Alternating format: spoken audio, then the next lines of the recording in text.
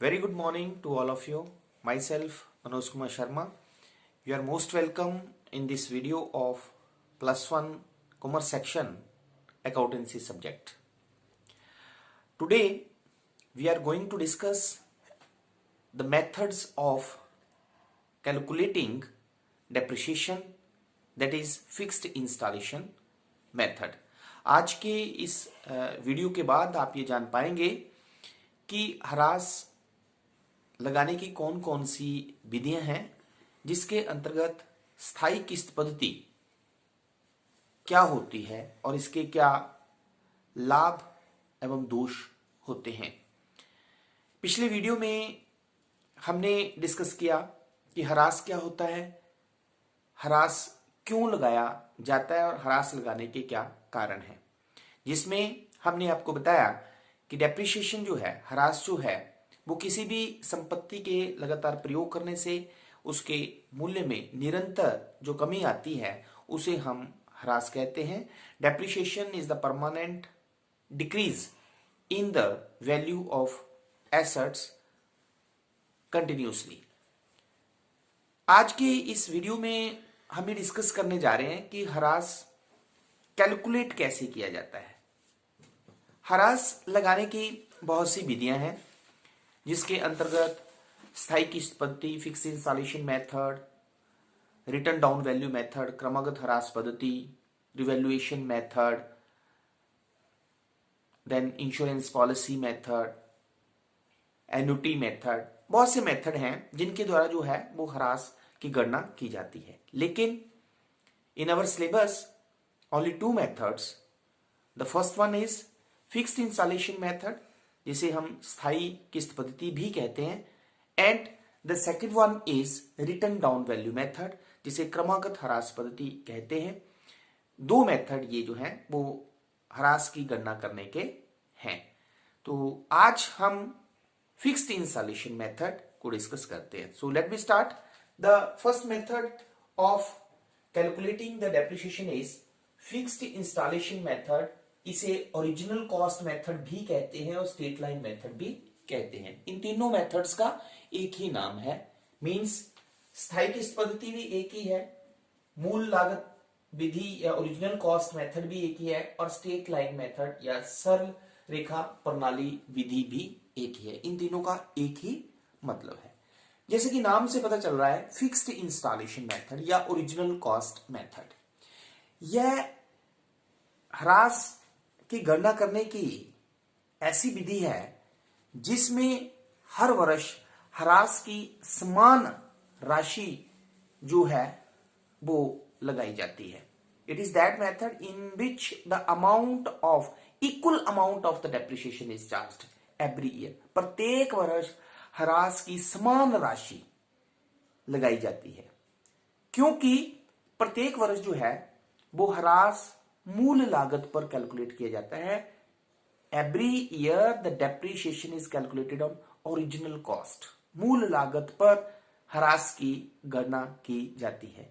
ये एक ऐसी विधि है जिसमें फिक्स्ड अमाउंट या equal amount of the depreciation is charged every year, because the depreciation is calculated on original cost every year.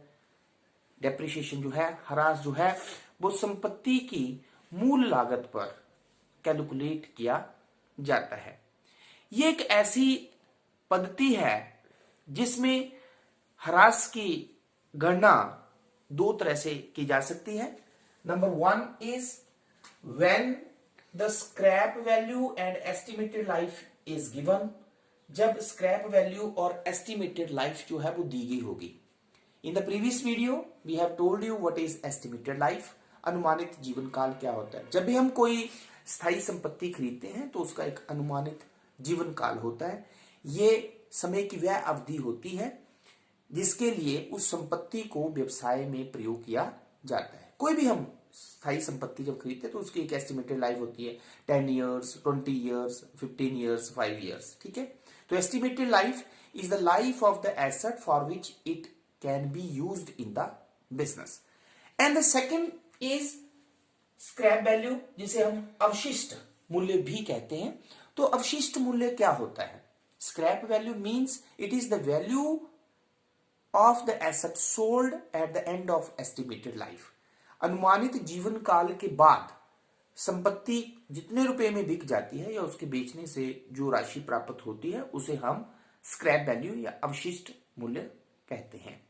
तो यदि पहला हमारे पास केस है कि when the scrap value and estimated life is given, जब scrap value और estimated life दी गई होगी तब हम डेप्रिसिएशन की गणना कैसे करते हैं। And when it is not given, अर्थात when the rate of depreciation is given, जब ह्रास की दर दी गई होगी तब हम डेप्रिसिएशन की गणना कैसे करते हैं। सो हम पहले ये डिस्कस करते हैं कि जब स्क्रैप वैल्यू दी गई होगी, अवशिष्ट मूल्य दिया होगा या अनुमानित जीवन काल दिया होगा, तब हम डेप्रिसिएशन की गणना कैसे करेंगे। Then the formula is depreciation is equal to original cost minus scrap value divided by estimated life of the asset. जो टोटल कॉस्ट होगी या ओरिजिनल कॉस्ट होगी उसमें से स्क्रैप वैल्यू को हम माइनस कर देंगे और डिवाइडेड बाई कर देंगे हम एस्टिमेटेड लाइफ, तो हमारे पास आ जाएगी वैल्यू ऑफ डेप्रिसिएशन। क्लियर? हम इसे एक क्वेश्चन की सहायता से आपको समझाते हैं। सपोज हमारे पास एक क्वेश्चन है कि 1 जनवरी 2020 को एक मशीनरी 50,000 रुपए की खरीदी गई, जिसका अनुमानित जीवन काल जो है वो 10 वर्ष है, 10 year. Estimated life is 10 year and scrap value अवशिष्ट मूल्य जो है वो 5,000 रुपए है। ह्रास की गणना करें, calculate the amount of the depreciation if the accounts are closed every year on 31 December. अगर 31 दिसंबर को हर वर्ष जो है वो खाते बंद किए जाते हैं। तो आप देख सकते हैं इस क्वेश्चन में we have estimated life also, we have scrap value also. So how we can calculate the value of depreciation. So depreciation is equal to original cost. Original cost mean the book value of the asset. It is 50,000 minus scrap value. How much scrap value? Scrap value is 5,000. 50,000 minus 5,000 divided by estimated life is 10 years. So 50,000 minus 5,000 it is 45,000 divided by 10 it is 4,500. So the value of the depreciation is 4,500. तो original cost method या जिसे हम straight line method भी कहते हैं या fixed installation method भी कहते हैं, तो ये ऐसा मेथड है जिसमें equal amount of the depreciation means हर वर्ष जो है वो 4,500 डेप्रिसिएशन जो है वो चार्ज की जाएगी। क्यों? क्योंकि प्रत्येक वर्ष जो है वो ह्रास की गणना या डेप्रिसिएशन की कैलकुलेशन जो है वो ओरिजिनल कॉस्ट पे की जाती है। अब सेकंड सिचुएशन ये हो सकती है कि suppose we have not given estimated life and scrap value. हमें क्वेश्चन में जो है वो स्क्रैप वैल्यू और एस्टिमेटेड लाइफ जो है वो नहीं दी गई है, तो इसके साथ हमें रेट ऑफ डेप्रिसिएशन दिया गया होगा। सपोज यही क्वेश्चन है कि 1 जनवरी 2020 को एक मशीनरी 50,000 रुपए की खरीदी गई, ह्रास की दर आपको दिया गया होगा कि ह्रास की दर जो है वो 10% है। कितने परसेंट है? 10%। मीन इस केस में क्या होगा, आपको स्क्रैप वैल्यू और एस्टिमेटेड लाइफ नहीं दी गई होगी तो रेट ऑफ डेप्रिसिएशन दिया गया होगा। तो अगर रेट ऑफ डेप्रिसिएशन दिया गया है तो हमारे पास फार्मूला जो लगेगा डेप्रिसिएशन का, it is original cost into rate of depreciation divided by 100। तो in this case depreciation is equal to original cost. How much it was? 50,000। कितनी थी ये? 50,000 रुपया गुना रेट कितना है? 10/100, 10%। तो हमारे पास कितनी आ गई वैल्यू? 5,000 रुपया। क्लियर? तो दोनों में से कोई एक सिचुएशन हमारे पास हो सकती है, या तो हमारे पास एस्टिमेटेड लाइफ होगी और स्क्रैप वैल्यू होगी। तब हमने फॉर्मूला जो लगाना है वो फर्स्ट वाला लगाना है, depreciation is equal to original cost minus scrap value divided by estimated life. और अगर हमारे पास स्क्रैप वैल्यू और एस्टिमेटेड लाइफ नहीं है तो हमारे पास सेकंड फॉर्मूला लगेगा, depreciation is equal to original cost into rate over 100। तो जैसे इस केस में 50,000 गुना 10/100। तो ये तो था हमारे पास कैलकुलेट करने का मेथड।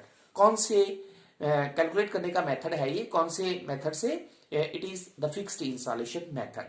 तो फिक्स्ड इंस्टॉलेशन मेथड जिसे हम स्ट्रेट लाइन मेथड भी बोलते हैं, एक ऐसा मेथड होता है जिसमें हर वर्ष समान राशि, equal amount of the depreciation is charged every year.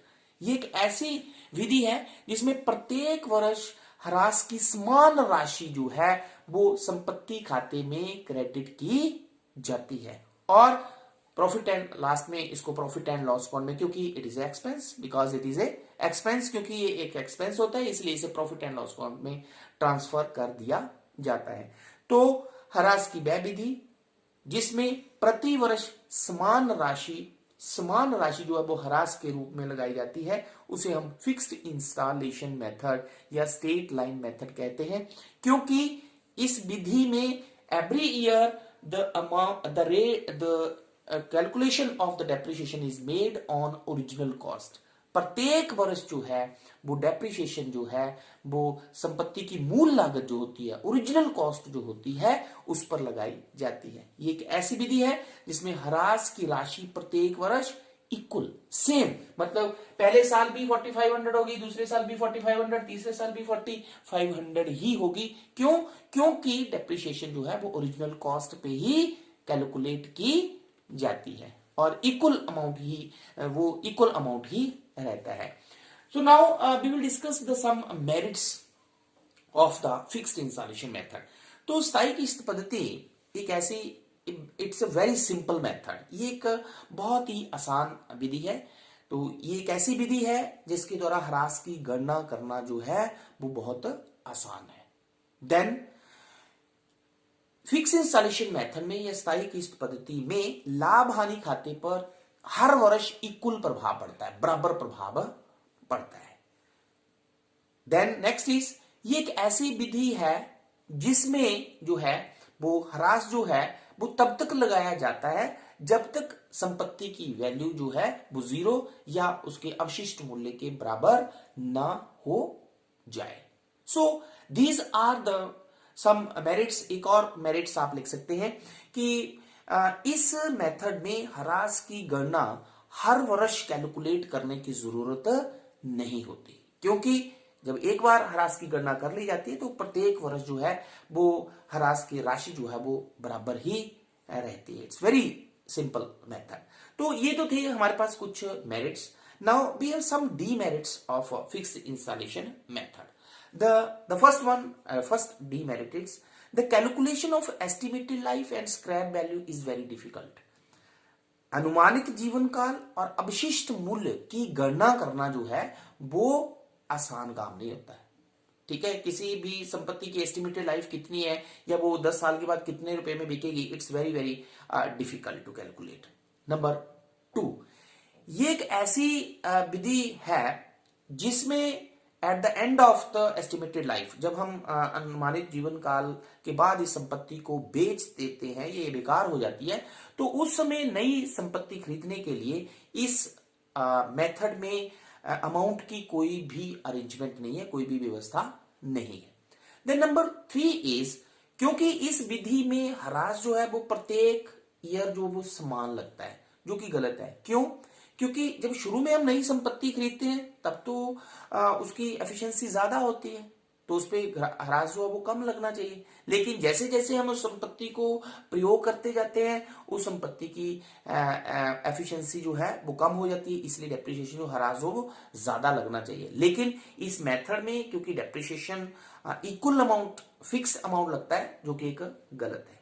The next demerit is, शुरू में जब हम नई संपत्ति को खरीदते हैं तो रिपेयर एंड मेंटेनेंस एक्सपेंसेस कम होते हैं, लेकिन जैसे जैसे हम उस संपत्ति को प्रयोग करते जाते हैं रिपेयर एंड मेंटेनेंस एक्सपेंसेस जो है वो ज्यादा होते जाते हैं। लेकिन ये एक ऐसी विधि है जिसमें प्रत्येक वर्ष समान राशि ही लाभ हानि खाते में डेबिट की जाती है, मतलब लाभ हानि खाते से ट्रांसफर की जाती है या ट्रांसफर होती है, तो जो कि एक गलत है, क्योंकि शुरू में रिपेयर एंड मेंटेनेंस बहुत कम होता है और बाद में जैसे हम एसेट्स को प्रयोग करते जाते हैं वो रिपेयर एंड मेंटेनेंस जो है वो ज्यादा हो जाता है। तो इसलिए ये कुछ एक डीमेरिट्स हैं हमारे पास फिक्स्ड इंस्टॉलेशन मेथड की। तो आज के इस वीडियो में हमने पढ़ा कि फिक्स्ड इंस्टॉलेशन मेथड क्या होता है, स्थायी किस्त पद्धति क्या होती है, उसका meaning, then fixed installation method में डेप्रिसिएशन को हम कैलकुलेट कैसे करते हैं, तो हमारे पास दो सिचुएशंस हैं उसमें, when the scrap value and estimated life is given and when the rate of depreciation is given. Then thirdly we have discussed the merits of fixed installation method and the demerits of the fixed installation method. तो I hope ये concept आपको अच्छी तरह से समझ में आ गए होंगे. Thank you very much.